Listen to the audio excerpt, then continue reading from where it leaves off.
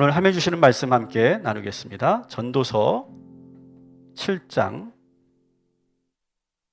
1절부터 12절까지 말씀입니다. 이제 저를 좀 봐주시고요. 이제 지난주 우리는 현대인들이 행복해지기 위해서 세 가지 트렌드, 세 가지 키워드를 가지고 행복을 추구한다. 제가 그런 말씀을 드렸었습니다. 소확행, 워라밸, 욜로, 이런 세 가지 키워드라고 말씀드렸죠. 근데 여러분 이 키워드를 여러분 오해하시면 안 될 것 같아요. 물론 세상은 이 키워드를 가지고 지금 제가 말씀드리는 것처럼 그렇게 오해할 수도 있어요. 하지만 우리 그리스도는 절대 오해하면 안 되는데, 이렇게 생각하는 거야. 야, 인생은 한 번뿐인데 일에 너무 치이며 살지 말고 지금 현재 누릴 수 있는 이 소소한 행복들을 마음껏 누리며 살자. 야, 오늘도 하나뿐인데 뭐 돈은 뭐 있다가도 없고 없다가도 있는 게 돈이니까 오늘 좋은 데 나가서 한번 스테이크도 좀 썰고 옷도 한 벌 사고, 요즘에 새로운 차가 많이 나오는데 차도 한번 구경하고 뭐 기회 되면 뭐 하나 뭐 지르지 뭐, 이렇게 생각하고, 지금 이 현재는 한 번 지나가면 다시는 돌아오지 않으니까 이 시간을 즐기자. 그러니까 힘들고 슬픈 일 다 잊어버리고 불편한 일 그런 거 하지 말고 그냥 즐겁게 즐기고 편리하게 살자. 이렇게 생각하는 것은, 물론 세상 사람은 그렇게 생각할 수 있지만 우리 그리스도인들은 그런 것이 행복이 아니다라고 하는 것을 여러분 분명히 기억하시기 바랍니다. 오늘 코엘렛은 정반대의 이야기를 하고 있기 때문에 그래요. 자, 오늘 이 본문 7장은요, 여러분 읽어보신 분들은 아시겠지만 마치 잠언서를 읽는 것 같은 느낌이 들을 거예요. 우리가 지금 오랫동안 새벽에 잠언 말씀을 보고 있기 때문에 여러분 이미 그 패턴을 알기 때문에 이 전도서 7장을 읽으면 그전까지는 잠언과 많이 비교가 됐는데 마치 잠언서를 읽는 것 같은 느낌이 들 거예요. 왜 그러냐면 지혜로운 사람과 미련한 사람이라고 하는 이 두 사람을 서로 대비하면서 평행법 구문을 계속 쓰고 있기 때문에 그래요. 평행법 구문. 잠언에서 주로 나오는 그런 표현이죠. 그리고 이런 겁니다. 무엇이 무엇보다 낫다. 이것이 바로 비교 잠언 형식이라고 하는 전문 용어인데요. 이런 형식으로 계속 이루어지기 때문에 마치 잠언 말씀을 읽는 것 같은 그런 느낌이 듭니다. 그런데 좀 잠언과는 많이 다른 부분이 있죠. 제가 계속 말씀드렸죠. 잠언은 우리가 모두가 다 알 수 있고 상식적인 그런 지혜들을 주로 많이 다뤘어요. 그래서 이 잠언은 자녀들을 위한, 청년들을 위한 그런 지혜서다, 이렇게 말할 수 있겠고요. 이 전도서는요, 어른들, 이 세상의 모진 풍파를 다 겪은 어른들을 위한 지혜다, 이렇게 제가 말씀을 드렸어요. 그래서 이 전도서는요, 상당히 역설적인 표현들이 참 많이 나오는데 오늘 본문이 더 그런 부분이 많이 있습니다. 그래서 저는 오늘 이 말씀을 쭉 읽다가 이런 메시지를 제가 들었어요. 제 마음속에. 여러분 펜이 있으면 여러분 성경책이나 주보에 한번 이렇게 저를 따라해 주시면서 한번 이 말씀을 한번 여러분 적어 주시면 좋겠어요. 따라합시다. 편리함을 따라가지 말고 불편함을 추구해라. 여러분 우리가 지금 소확행, 욜로, 워라밸 얘기하는 것과 많이 다르죠. 또 따라합니다. 편리함을 벗어나서 불편함과 친해져라. 세 번째, 지혜는 불편함이 주는 유익을 통해서 얻어진다. 이거예요. 계속하는 이 말씀의 내용이. 여러분 지혜는 언제 만들어질까요? 지혜. 여러분 지혜는요, 책을 많이 본다고 만들어진 게 절대 아닙니다. 지식이 많다고 좋은 대학 나왔다고 지혜롭지 않다. 제가 계속 말씀드렸어요. 지혜는 언제 만들어지느냐? 힘들고 어려운 환경에서 고난과 역경을 이겨내려고 애쓰고 불가항력적으로 닥쳐오는 이 불행을 만났을 때, 그때 많은 것을 잃기도 하고 상실하기도 하고 넘어져 보기도 하고 실패해 봅니다. 그럴 때 그것을 다시 일어나는 사람, 일어나려고 의지를 가지고 정신을 똑바로 차리고 다시 그 모든 어려움들을 하나하나 해결해 갈 때, 바로 그때 뭐가 생긴다? 그때 바로 지혜가 생기는 거예요. 제가 다시 말씀드릴게요. 여러분 지혜는요, 아무 때나 생기는 것이 아니고 책을 많이 읽는다고 생긴 것이 아니라 힘들고 어려운 환경에서 고난과 역경을 이루고 애쓰고 불가항력적인 그런 어려움이 불행이 닥쳐왔을 때 우리가 잃기도 하고 상실하기도 하고 빼앗기도 하고 넘어지기도 하고 실패했을 때 그때 다시 일어나려고 하는 의지를 가졌을 때 정신을 똑바로 차리고 그 모든 어려움을 하나하나 헤쳐나갈 때 그때 뭐가 생긴다고요? 지혜가 생기는 거예요. 지혜가 그때 그 지점에서 생기는 거예요. 그래서 코엘렛은요 계속 오늘 이 말씀에서 계속 말하는 거예요. 불편함과 마주해라. 불편함을 피하려고 하지 말고 마주해라 라고 말하고 있어요. 그래서 저는 오늘 이 코엘렛의 지혜를 이렇게 한번 이름을 붙여봤어요. 따라합시다. 불편함의 지혜. 자, 불편함의 지혜, 이렇게 제가 이름을 붙여봤어요. 그래서 오늘은 이 불편함의 지혜 4가지를 여러분들에게 소개할 거예요. 자, 불편함의 지혜 첫 번째는 뭐냐? 따라합시다. 죽는 그 순간까지 명예를 지켜나가라. 자, 오늘 1절 말씀을 우리 한번 보도록 하겠습니다. 1절 시작. 좋은 이름이 좋은 기름보다 낫고 죽는 날이 출생하는 날보다 나으며. 아멘.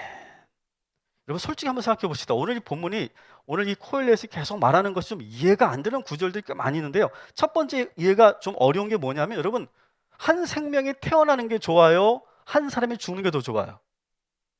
태어나는 게 좋은 거잖아요. 그죠? 태어나는 게. 여러분 오늘 기도해 주세요. 오늘 싱어로 섰던 우리 황효선 자매가 지금 계속 가진통이 있어서 오늘 온라인 예배 드리고 있는데 이번 주 안에는 잘 순산할 수 있도록 꼭 기도해 주시기 바랍니다. 그게 더 좋은 거죠. 새로운 생명이 태어나는 것이 좋은 거죠. 죽는 것이 좋지 않은데 이 코엘렛은 뭐라고 합니까? 태어나는 것보다 죽는 것이 더 낫다 이렇게 말하고 있어요. 이해하기 참 어려운 그런 대목입니다. 근데 한번 천천히 봅시다. 그 앞에 2개의 단어가 있죠. 좋은 이름과 좋은 기름. 근데 뭐래요? 좋은 이름이 좋은 기름보다 낫다라고 말하고 있어요. 여러분 이 7장은요 한번 쭉 읽으면 잘 이해가 안 돼요. 근데 그 말씀을 계속 읽고 묵상하고 그 말씀을 계속 이렇게 집중하다 보면 이렇게 뭔가 확 의미가 떠오르고 하나님의 그 진리가 확 떠오르는 그런 맛이 있어요. 자 보세요. 여러분 여기서 말하는 좋은 기름이라고 하는 건 뭘까요? 좋은 기름. 좋은 기름이라고 하는 것은 그냥 이렇게 식용으로 쓰는 기름이나 아니면 이렇게 가스스테이션에 주는 그런 휘발유나 그런 기름이 아니라 여기서 말하는 기름은 장사 지낼 때 사용하는 기름을 말해요. 자, 그런데 여러분 우리가 장례를 치러봐서 알지만 여러분 돈이 많은 사람과 가난한 사람의 장례가 차이가 많죠.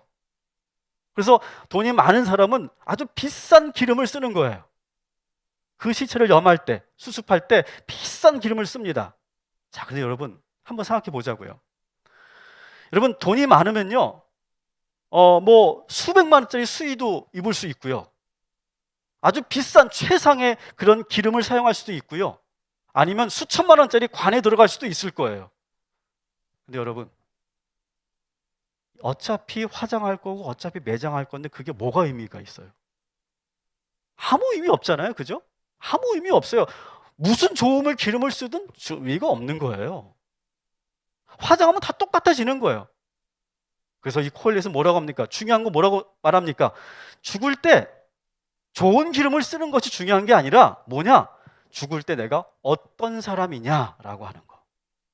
어떤 이름으로 나 기억되느냐라고 하는 것이 더 중요한 것이다. 그런 의미에서 좋은 이름이 좋은 기름보다 낫다 이렇게 설명하고 있는 것이죠. 지금 나의 이름이 좋은 이름으로 기억될 것인지 나쁜 이름으로 기억될 것인지가 중요하다는 거예요. 그래서 우리가 계속 보고 있는 잠언을 오늘 몇 군데 볼 건데 잠언 22장 1절에도 이와 유사한 그런 그 표현이 있습니다. 한번 같이 읽어볼게요. 시작. 많은 재물보다 명예를 택할 것이요 은이나 금보다 은총을 더욱 택할 것이니라. 아멘. 여러분 명예롭게 사는 것이 중요하다는 거예요. 여러분 이제 막 태어난 그 아기는요 너무 사랑스럽죠. 우리가 막 축복해주고 싶죠. 맞아요. 그런데 더 좋은 것은 뭐냐? 명예롭게 죽어가는 사람, 죽을 때 모두가 슬퍼하며 애도하며 존경하고 그리고 오랫동안 기억해주는 사람, 그 이름이 오랫동안 남는 것이 중요하다라고 하는 거예요. 그때가 가장 아름답고 영광스러운 순간이 된다라고 하는 거죠. 근데 여러분, 명예를 지키려고 할 때 내 마음대로, 내 욕구대로, 내 욕심대로 살면요, 명예가 지켜질까요? 절대 그렇게 되지 않습니다. 오히려 내 마음대로, 욕구대로, 내 욕심대로 살다가는요, 내 이미지가 실추되고요, 하나님의 이름을 망령되게 할 뿐이에요. 우리가 돈 벌려고, 성공하려고 수단과 방법을 가리지 않고 살다 보면 뭘 잃게 되느냐? 이름을 잃게 된다라고 하는 거예요. 이름을 잃게 된다. 여러분, 그래서 명예를 내가 지킨다는 것은요, 쉬운 게 아니에요, 여러분. 여러분, 한번 주변에 보세요. 그렇게 잘 나가던 사람이 순간 그 명예가 밑바닥으로 떨어지는 경우 우리가 얼마나 많이 봅니까? 여러분, 그래서 명예를 지키기 위해서 뭘 해야 돼요? 뼈를 깎는 절제와 인내가 필요하죠. 유혹을 이겨내야 돼요. 유혹이 상당히 많잖아요. 그리고 정직하게 살아야 되고 원칙적으로 살아야 됩니다. 그래서 이 명예를 지킨다는 건요, 어렵고 불편한 일이에요. 여러분, 그러나 여러분, 오늘 이 시간 내가 그리스도인이라고 하는 이 명예, 이 이름을 여러분 떨어뜨리지 않고 그 명예를 지켜 살아가게 되시기를 주님의 이름으로 축복합니다. 하나님의 이름을 망령되게 하지 않고 하나님의 이름을 영광되게 하는 그리스도인 되시기를 주님의 이름으로 축복합니다. 그래서 좋은 이름이 좋은 기름보다 낫다, 이렇게 말하는 거예요. 태어나는 것보다 죽는 것이 낫다라고 말하는 거죠. 자, 두 번째 불편함의 지혜, 한번 따라합시다. 죽음의 현실을 늘 가까이 두고 살아라. 우리 2절 4절 말씀 같이 한번 보겠습니다. 조상집에 가는 것이 잔치집에 가는 것보다 나으니 모든 사람의 끝이 이와 같이 됨이라. 산자는 이것을 그의 마음에 둘지어다.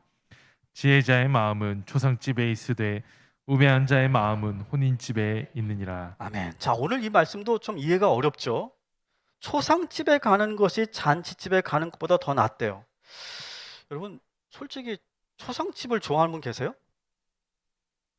초상집, 초상 났네? 좋다. 그런 분 계세요? 아니죠? 우리는 도의상 가는 겁니다. 그죠? 초상집은요. 물론 전라도 장례식장 가면 홍어가 나오기 때문에 기대는 좀 됩니다만, 그렇다고 제가 그 홍어 먹으러 뭐 장례식을 가는 건 아니잖아요. 그죠? 정말 가고 싶은 곳은 언제입니까? 어느 곳입니까? 친구들이 있는 곳. 동호회 같은 모임. 편안하게 유쾌하게 마음껏 자유롭게 웃고 떠들 수 있는, 즐길 수 있는 그런 모임이 좋지 어떻게 초상집이 좋겠습니까? 근데 전도자는 말한다는 거예요. 지혜로운 사람은 뭐래요? 초상집을 마음에 둔대요. 초상집을 마음에 두고 슬퍼하고 근심하는 곳을 더 자주 간다. 이렇게 말하고 있어요. 실제로 이 코엘렛은 아마 장례식장을 많이 갔던 것 같아요. 많이 가면서 여러분 지난주에 보셨죠? 이 코엘렛이 그 당시에 수많은 부자들의 이야기를 엄청나게 많이 해줬잖아요. 그죠? 다양한 부자들이 있었죠. 엄청난 재산을 남겼지만 결국 한 번도 제대로 쓰지 못하고 죽은 사람들, 자녀들이 싸워가지고 그냥 난장판이 된 그런 사람들, 높은 지위와 권력을 가졌지만 결국 허무하게 그냥 죽으면 다 끝나는 그런 사람들, 인기가 많았고 정말 그렇게 아름다웠지만 늙으니까 죽으니까 아무 소용없는 그런 죽음들을 이 코엘렛은 계속해서 그 초상집을 가면서 보면서 많은 것을 느끼고, 야, 인생이라는 것이 과연 무엇이냐, 이런 것들을 많은 것들을 깨닫게 됐다는 거죠. 여러분, 사람은 죽으면요, 이 세상에서 가지고 있던 거, 누리고 있던 거 다 소용없어요. 아무 의미 없잖아요. 여러분, 내가 죽었는데 우리 자녀들이 나에게 아주 비싼 기름을 썼어. 그게 나한테 뭐가 중요해요? 뭐가 의미가 있어요? 아무 의미 없는 거예요. 저는요, 수많은 장례 예배를 제가 드렸잖아요. 제가 집례했잖아요. 그러면서 제가 성장한 것 같아요. 수많은 죽음을 보면서 수많은 고인들을 추모하고 예배하면서 정말 많은 것을 느끼고 배우면서 제가 이렇게 성장하고 성숙해지는, 인생을 다르게 보게 되는 그런 경우가 있어요. 여러분, 여러분 그 유족이 되어서 3일 동안 장례를 치러 보신 분들은 아실 거예요. 참 많은 것을 생각하게 됩니다. 많은 걸 돌아보게 됩니다. 우리 고인의 그 삶을 보면서 참 내가 그것을 표현하지 않았지만, 말하지 않지만 내가 참 많은 것을 경험하게 되죠. 성도들도 장례식에 참여하고 나면 야, 이 세상이 참 허무하고 인간의 한계가 얼마나 유한한지 그런 걸 느끼게 되죠. 그러면서 자연스럽게 뭘 보게 됩니까? 창조주 하나님을 보게 되는 거죠. 그리고 죽은 사람이나 남아있는 사람이나 다 뭘 결국 꿈꾸게 됩니까? 소망하게 됩니까? 천국에서 다시 만날 소망을 갖게 되는 거예요. 제가 보니까 믿음 없는 사람들도 그 순간만큼은 우리 어머니, 우리 아버지가 천국 가기를 원하고, 천국 가고 나도 나중에 만나려면 나도 예수 믿어야겠다, 그런 마음이 순간순간 들어오는 시간이 바로 이 장례의 시간이죠. 그래서 여러분, 장례식은요, 인생의 아주 근원적인 것을 돌아보게 하는 인생 수업과 같은 곳이에요. 상실과 이별로 인해서 슬픔을 경험하면 그때 비로소 인간은 깊어지고 겸손해지고 성숙해지는 거죠. 그래서 3절 코일렛이 이렇게 말하죠. 같이 읽습니다. 슬픔이 웃음보다 나음은 얼굴에 근심하는 것이 마음에 유익하기 때문이냐. 아멘. 이제 이 말씀이 좀 이해가 되시죠? 슬픔이 무엇보다 낫대요? 웃음보다 낫다. 그리고 얼굴에 근심하는 것이 뭐래요? 마음에 유익함이다. 이렇게 말하고 있어요. 이제 좀 이해가 되실 거예요. 여러분, 장례식장은요, 불편한 자리가 아니라 유익한 자리라는 거예요. 근데 여기서 말하는 장례식장은 그냥 장례식장을 많이 다녀라, 잔치집은 가지 말고 장례식장을 즐겨 다녀라, 그런 말을 하는 게 아니에요. 그런 유치한 말이 아니에요, 여러분. 장례식장이라는 것은 뭐예요? 우리들이 끝의 시간, 실패의 시간, 외로움의 시간, 병상에 누워있는 시간, 이런 시간들을 우리가 맞닥뜨렸을 때 그것을 피하려고 하지 말라라고 하는 거예요. 여러분, 하나님은요, 우리들에게 때로는요, 실패의 순간도 주시고 외로움의 시간도 주시고 눈물 흘리는 시간도 주시고 때로는요, 병상에 누워있는 시간도 우리들에게 주세요. 저는 그것을 하나님의 선물이라고 생각하는 여러분 동의하는지 모르겠어요. 저는 그것이 하나님의 선물이라고 저는 생각해요. 때로는요. 왜 그러냐면 우리가 이 고통스럽지만 이 순간이 눈물 흘리고 외롭고 그리고 실패했던 그 순간에 내가 뭘 하게 되냐면 그때 비로소 진지하게 내 자신을 돌아보게 되거든요. 여러분 보세요. 잘 나가면요, 형통하면요, 전성기 때는요 그런 거 잘 안 합니다. 막 추진하고 자신 있게 뭔가 하고 그리고 뭔가 다 잘 될 것 같고 나를 너무 내가 과신하고 막 그러면서 나를 돌아보지 않고 막 쭉쭉 나갑니다. 근데 언제 내 자신을 돌아볼까요? 이렇게 실패하고 외롭고 아무도 없을 때, 눈물 흘릴 때, 내가 하고 싶지만 뛰어나가고 싶지만 내 건강이 여의치 않아서 결국 누워 있어야 할 때, 그때 내 자신을 돌아보게 되죠. 그때 비로소 우리가 인간은 철학적 사유를 하게 되고요, 그리고 그때 비로소 창조주 하나님을 정면으로 만나게 되는 거예요. 이 순간이. 그래서 여러분, 코엘렛은요, 이 불편한 순간이 찾아오면 그냥 웃어 넘기지 말래요.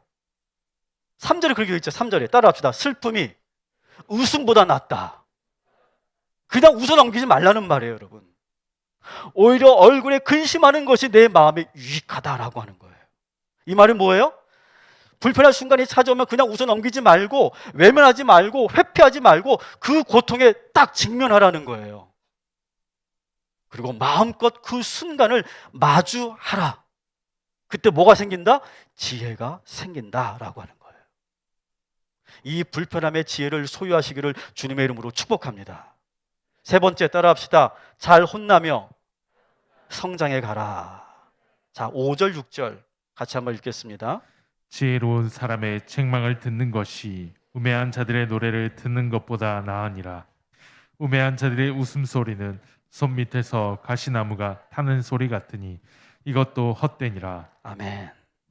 여러분, 오늘 말씀도 이 말씀도 이해가 어렵죠? 책망을 듣는 것이 뭐보다 낫대요? 노래를 듣는 것보다 더 낫대요. 여러분, 책망 좋아하는 사람 있어요? 혼나는 거 좋아하는 사람 있어요? 아무도 없을 거예요. 요즘에 그런 책도 나왔잖아요. 칭찬은 모두 춤추게 한대요. 고래도 춤추게 한대요. 그래서 우리가 자녀를 키울 때 무조건 칭찬해 줘라, 그런 말을 많이 합니다. 우리 아이가 기죽는 거 난 싫고, 난 우리 아이가 조금이라도 상처받는 거 난 너무 싫어. 나는 절대 그렇게 우리 아이를 안 키울 거야. 그렇게 우리가 생각합니다. 요즘 젊은이들은 자아가 강하기 때문에 혼내면 안 되고 동기부여를 해줘야 된다, 그런 말들을 많이 합니다. 그런데 오늘 이 코일렛은요, 이런 달콤하고 듣기 좋은 소리를 뭐라고 얘기하냐면 5절에 이렇게 돼 있어요. 우매한 자들의 노래, 이렇게 말하고 있고요. 6절에는 뭐라고 되어 있습니까? 우매한 자들의 웃음소리 이렇게 말하고 있어요. 여러분 분명히 잘못했는데 잘못을 말해주지 않고 노래나 부르고 있고 그냥 웃으면서 지나간다면 그 사람과의 관계는 불편해지지 않겠지만 정말 그 사람이 나를 위한 그런 나를 사랑하는 사람인지 나를 위하는 사람인지 우리는 의심해야 된다라고 하는 거예요. 그래서 지혜로운 사람은 어떤 사람이냐? 노래소리와 웃음소리보다 뭘 선택해라? 책망 듣는 것을 선택해라. 이렇게 말하고 있어요. 제가 금요일 새벽에도 설교하면서 저의 고백을 했었죠. 제가 성장한 것은요, 지금 돌아보면 제가 성장한 것은요, 많이 혼나서 성장한 것 같아요. 많이 혼났어요. 근데 어느 날 한참 이렇게 혼나던 중에 문득 이런 생각이 들었어요. 야, 저 양반이 나에게 더 많은 걸 기대하기 때문에 나를 혼내는 거구나. 참 기특한 생각을 제가 순간 하게 됐어요. 보통은 혼나면 아이씨 더러워, 다 때려쳐 그냥. 아유 진짜 엎어버릴까 그냥. 막 그렇게 할 텐데 제가 그렇게 생각하지 않고 저 양반이 나에 대해서 기대가 많구나. 그리고 실제로 쫙 관찰해 봤어요. 다른 사역자들과 쫙 관찰해 봤는데 유독 나만 더 혼내는 거야. 둘 중에 하나도 찍혔거나 아니면 난 찍혔다고 생각하지 않았어. 그러면서 그때부터 제가 무슨 마음을 먹었냐? 잘 혼내야 되겠다. 이 양 혼나는 거 잘 혼내야 되겠다. 여러분 우리가 하나님과의 만남도 관계도 마찬가지. 여러분 하나님의 징계를 통해서 우리는 다듬어져 가는 거 아니에요? 인생의 시련을 통해서 우리는 다듬어져 갑니다. 여러분 하나님은요 징계하시는 하나님이세요. 여러분 우리가 너무 우리 하나님을 우리의 마음을 다 알아주시고 눈물 흘려주시고 안아주시고 그리고 함께 해주시고 이렇게 세워주시고 그런 하나님만 우리가 좋아하는데 여러분 분명하게 기억하세요. 우리 하나님은요 징계하시는 하나님이심을 기억하시기 바랍니다. 그런데 그 징계 속에서 혼나는 과정 속에서 여러분 우리가 깎여지는 거예요. 깎여지고 내 모습이 다시 만들어지는 거예요. 여러분 잘 혼난다는 건 뭐예요?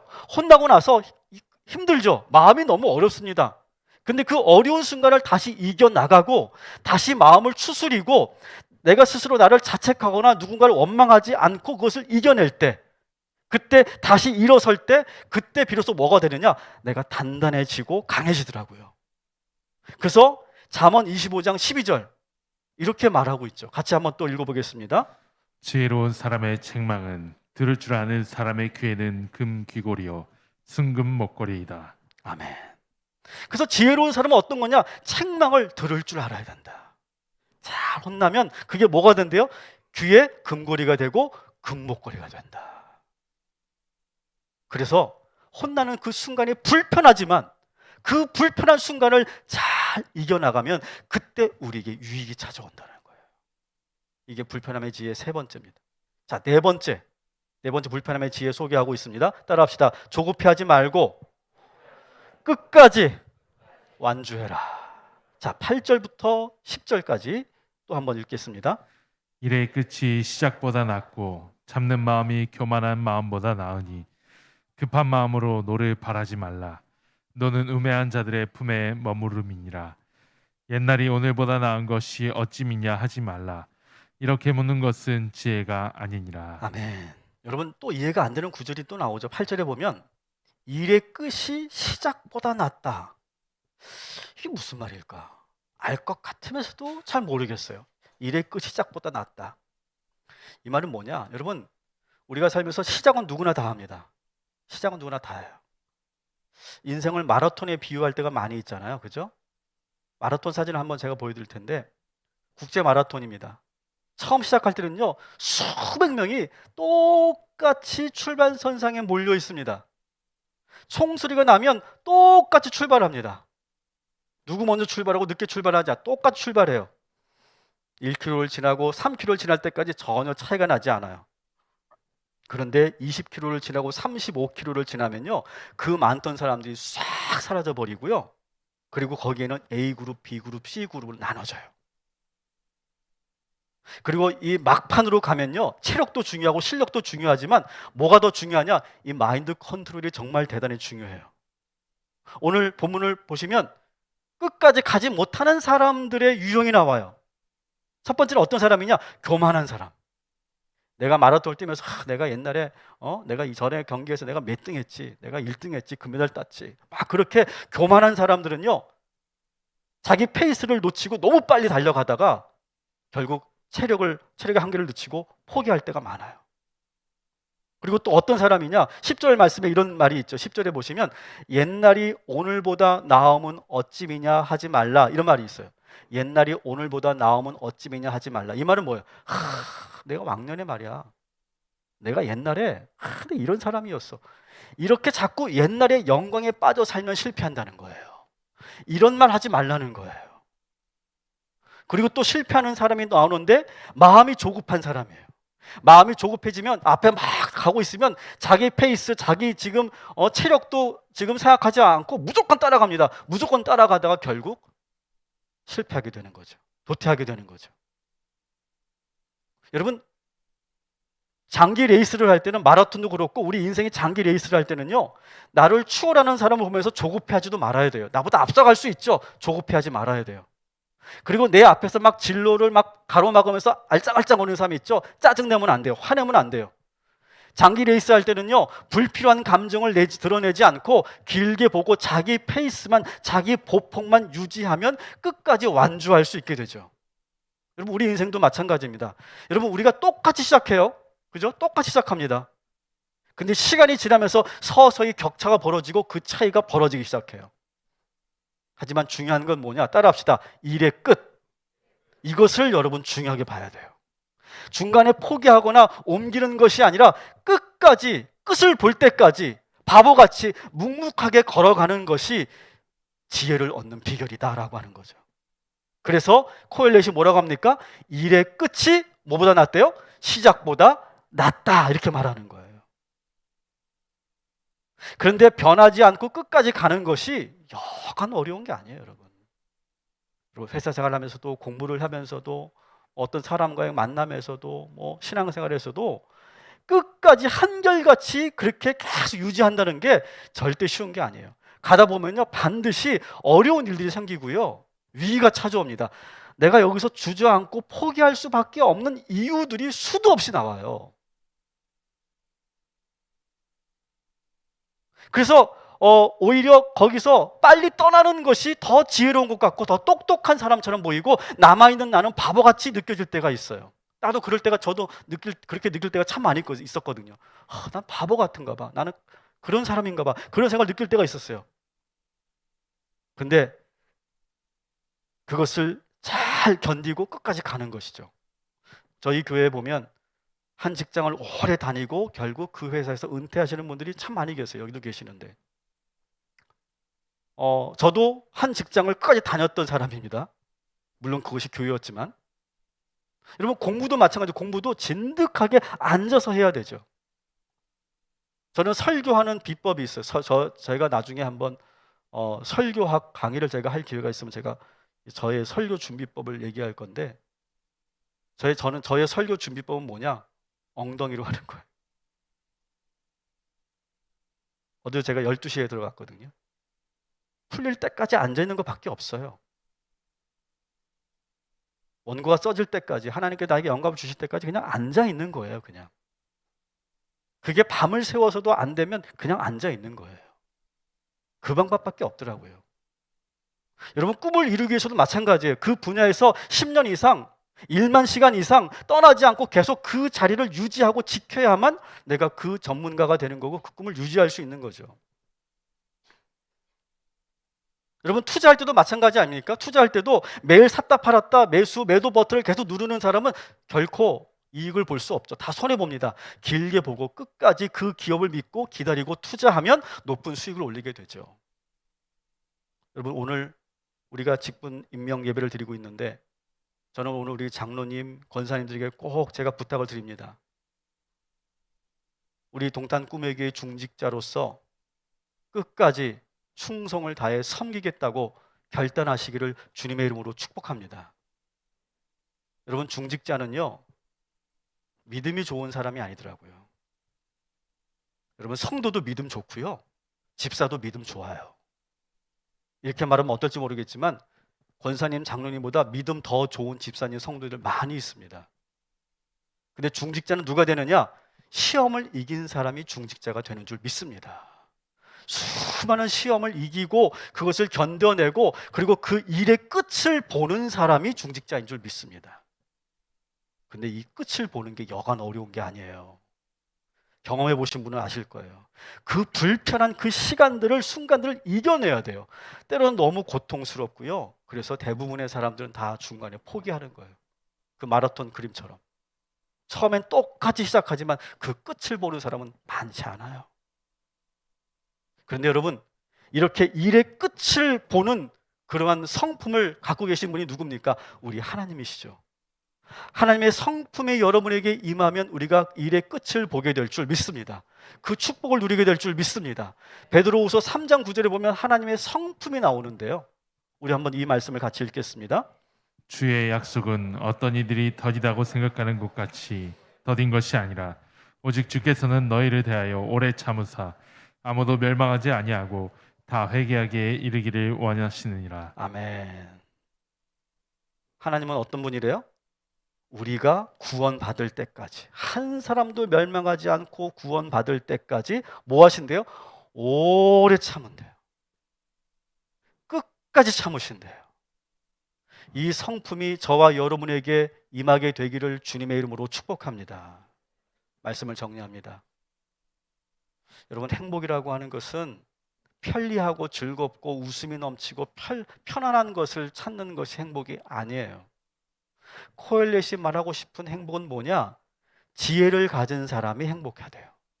지혜를 가진 사람이. 어떤 지혜? 불편함 속에서, 어려움 속에서 깨달아지고 알아지는 그 지혜를 소유한 사람이 행복한 사람이래요. 우리 11절 12절 같이 한번 읽겠습니다. 지혜는 유산같이 아름답고 햇빛을 보는 자에게 유익이 되도다. 지혜에 관한 지식이 더 유익함은 지혜가 그 지혜에 있는 자를 살리기 때문이니라. 아멘. 어떤 거예요? 지혜는요, 지혜를 가진 사람이 행복한 사람이고, 지혜는 어떻게 생기느냐? 불편한 일을 견뎌내고 인생에서 그 수많은 어려움들을 이겨내야 소유할 수 있다는 거예요. 그래서 불편함의 지혜 4가지를 여러분에게 정리해 드렸어요. 다시 한번 제가 정리해서 보여드리는데, 핸드폰이 있으면 찍으셔도 좋을 것 같고, 자, 첫 번째 우리의 지혜 한번 같이 읽어보겠습니다. 시작. 죽는 그 순간까지 명예를 지켜나가라. 두 번째, 죽음의 현실을 늘 가까이 두고 살아라. 세 번째, 잘 혼나며 성장해 가라. 네 번째, 조급해하지 말고 끝까지 완주하라. 아멘. 여러분, 편리함을 따라가지 말고 불편함을 추구하래요. 편리함을 벗어나 불편함과 친해지고 마주하래요. 지혜는 불편함이 주는 유익을 통해서 얻어진대요. 여러분, 그리스도인의 진정한 행복은 바로 이겁니다. 하나뿐인 인생이에요. 이 하나뿐인 인생을 예수님과 함께 동행하면서 좌로나 우로나 치우치지 않고 복음의 진리를 붙잡고 끝까지 하나님의 지혜로 살아갈 때 진정한 행복이 우리에게 찾아오는 줄 믿습니다.